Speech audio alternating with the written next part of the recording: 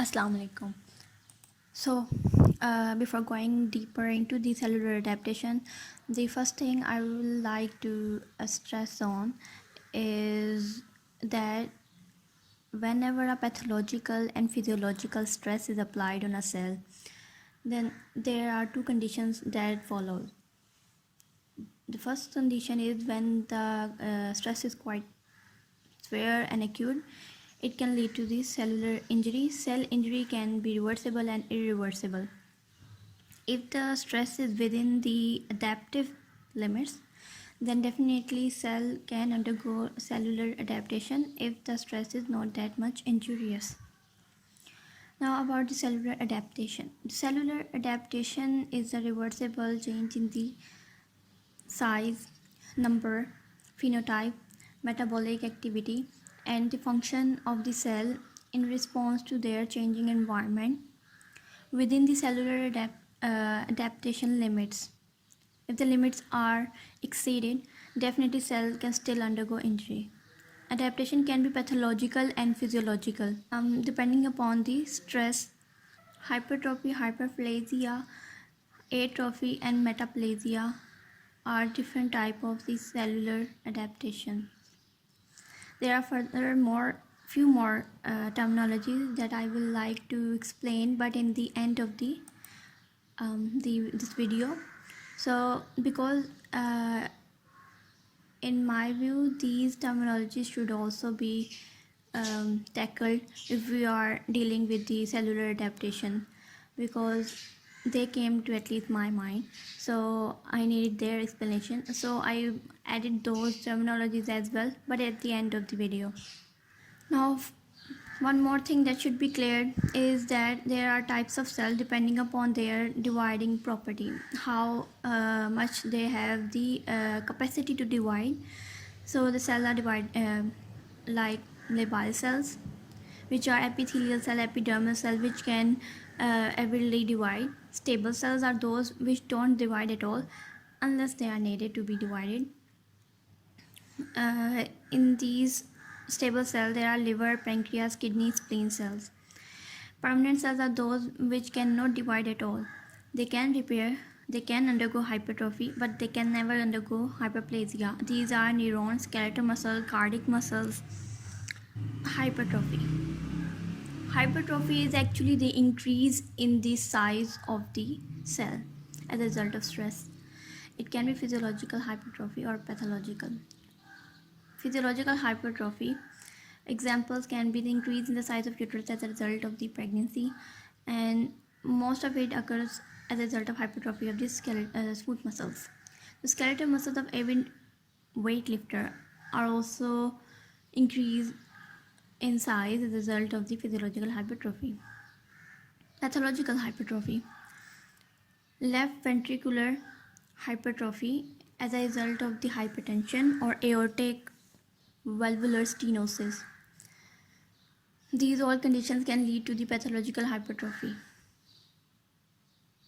The mechanism of the hypertrophy is that whenever the stretch is applied, this stretch leads to the soluble mediator to be released like growth factor and adrenaline. These factors actually lead to the second messenger system to be activated. This second messenger system can be kinase system and phosphoinositide system. As a result of the second messenger, there is induction of the gene for encoding for the contractile protein formation. So increased amount of the contractile proteins are produced, so lead to the hypertrophy. In some cases, the alpha myosin is even replaced by the beta fetal form of the myosin, which is pretty much more energetically economical and slower contraction. So there is a limit to which a cell can adapt, after which the stress, if prevailed or increase in its intensity, can lead to the cellular injury. Because this thing is really important to know, not to be taken, is that when the stress is not relieved and the conditions are not attended to, this stress can lead to the cellular injury. If stress persists, it can cause cellular injury because there is a limit to the ability of a cell to undergo the vascularization to for the mitochondria of the cell to provide the ATP and the biometabolic machinery of the cell to produce the contractile protein and the cytoskeleton, as a result of which the cell can no longer resist all those conditions changing in its environment and undergo injury. Now, hyperplasia. Hyperplasia is actually the increase in the number of the cells as a result of the stress applied to the cell. The physiological hyperplasia. Among the physiological hormonal hyperplasia and compensatory hyperplasia come. Hormonal hyperplasia is the hyperplasia of the glandular cells of the breast at the pregnancy and the puberty. The compensatory hyperplasia occurs in the case of the liver resection, in which a part of the liver is resected and the rest of the parenchymal and non-parenchymal cells can actually release the growth factor, which can lead to the further hypertrophy of the rest of the liver. Pathological hyperplasia can occur like at the normal menses. The endometrial mucosa undergo the excessive hyperplasia, the next menstrual flow will be abnormal. Benign prostatic hyperplasia is also a pathological hyperplasia example. Papillomavirus can cause the warts, which is also an example of the hyperplasia. Mechanisms. Now, the growth factor released from the tissue can lead to the surrounding tissue to undergo excessive amount of the division.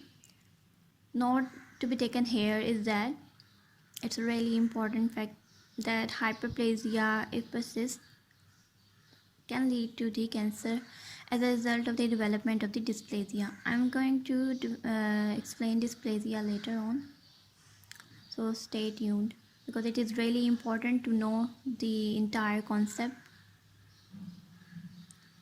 Atrophy. Atrophy is decrease in the size of the cell as a result of the loss of the contents and the proteins of the cell. Now, atrophy have multiple causes, which are decrease in the nutrients, blood supply, workload as a result of the fracture, aging, irresponsiveness to these hormones, and increase in the pressure at a focal point can also lead to the tissue under pressure. Atrophy. Pathological atrophy can be the result of the decreased blood supply, ischemia, and stroke. Physiological atrophy can result as a cause of the aging, irresponsiveness of the tissue to the hormones. The mechanism of the atrophy. Atrophy occurs as a result of the protein catabolism increasing and synthesis decreasing. So, if the protein catabolism increases, then and synthesis decreases, atrophy occurs. Autophagy can also contribute to the for this type of cellular adaptation to occur, in which the cellular contents are eaten up by the cell itself. Ubiquitin proteasomal pathway. It's a pathway in which the proteins which are no longer utilized, no longer in use, are actually tagged by the ubiquitin, and the proteasomal body is present in the cytoplasm, which actually break down that protein into smaller particles, smaller structure, so they can be further metabolized. Example that can be taken of those proteins that are no longer in use are the contractile protein. If because of the fracture the bone or the limb become totally senile, then definitely it can lead to the atrophy as a result of the ubiquitin proteasomal degradation of the proteins of contractile proteins of the muscle. Now metaplasia, the process in which one adult cell type changes into another adult cell type. This is where I'm putting emphasis because adult cell type is word into which another adult cell type is changed to. Because there is another concept in which this same type of definition is used. Instead of the adult type, there comes the fetal type, and that will be explained later on to clear the confusion. First time, mechanism of the metaplasia is that there is reprogramming of the stem cells along a new path instead of the transdifferentiation, or rather than the phenotypic change of already differentiated cell. Smoking can actually change the respiratory epithelium from its typical form into the squamous, stratified squamous type of epithelium, especially in the bronchi. And in the case of the Barrett epithelium, the lower portion of the esophagus is actually undergoing metaplasia, in which the squamous type of cell is changed into its columnar type, which are either gastric type or of the intestinal type. This is all because of the acid reflux. The note here to be taken is that if the stress persists, then metaplasia can actually lead to the cancer or tumor formation. Like in the case of smoking, the squamous cell carcinoma was seen at the focal point where the epithelium was changed from its typical form to these stratified squamous cells. Now about all those terminologies that can be confused with these terminologies. First, hypoplasia. Hypoplasia is actually decreased development. Like we read or we now understand what a hyperplasia terminology means. Hypoplasia is more of a terminology regarding the embryogenesis. In the hypoplasia, the development is not complete, but there is some development. The structure that is formed is smaller in its size as compared to the normal size. It is all because the cell had not enough induction in the during embryogenesis. So to compare it with the hyperplasia is actually the increase in the number during the of the mature type of the cells, while hypoplasia is decrease in the cell number in the immature or fetal type of cells. So the structure that developed was not complete. So hypoplasia is decreased development in embryogenesis. Dysplasia. Dysplasia can be compared with the metaplasia. In metaplasia, there was one adult cell type was converting into another adult cell type. In dysplasia, one adult cell type is changed into another immature cell type. That definitely is a precancerous condition. As a result of the increased hypertrophy, the cell, instead of remaining in their mature form, dividing and actually differentiating into their mature form, they remain in their fetal form or immature form, which is actually a precancerous condition. This can also occur as a result of the stress. Now aplasia. Aplasia is actually, if compared with hypoplasia, is pretty much similar, that there is no development during embryogenesis of that structure. But the thing that is to be remembered is that the aplasia is the condition in which there was the presence of the precursor cells, precursor structure, from which, like if we take the example of the trachea, we divides into two buds of the for the bronchi. Then if aplasia is to be defined according to that example, then aplasia will be that the buds of the bronchi were there, there were no lungs. So this can explain what is aplasia, that is no development of the structure from its precursor cells, but the precursors were there.